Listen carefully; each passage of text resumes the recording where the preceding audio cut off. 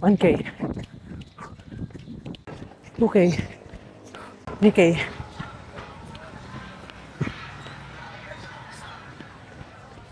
4K, 5K,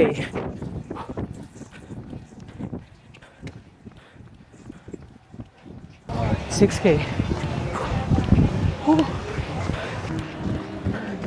7K, 8K. Let's go.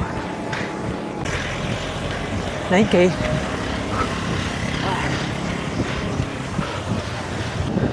10K. You know guys, as a casual runner, ako lang mag-share ng thoughts ko, no? So sa mga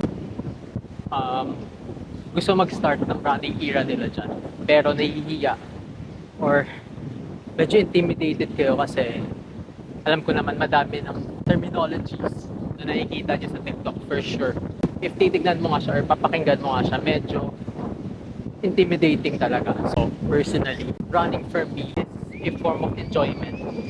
And I don't want to overcomplicate things just because merong mga terminologies na gano'n. Although, I know naman if yung goal mo talaga is bumilis, napaka-importante talaga guys.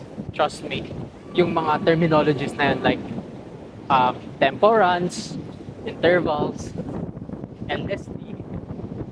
And honestly, ako, hindi rin talaga ako familiar dun sa mga terminologies na yun. Nag-research din ako about it.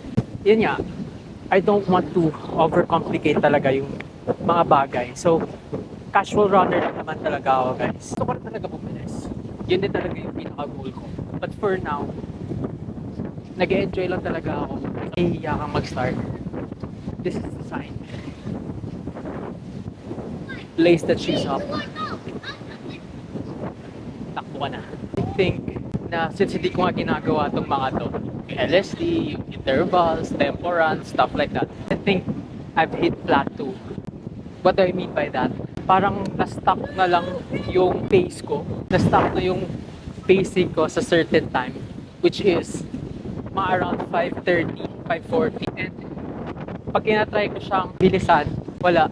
Nauubos talaga ako. And so I think yun yung downside. Kung hindi mo ginagawa yung mga ganun, if mag-start ka pa lang naman, I don't think need mo pang gawin yun. Pero eventually, if fully invested ka na talaga, siguro ako soon. But for now, like I said, this is a form of enjoyment.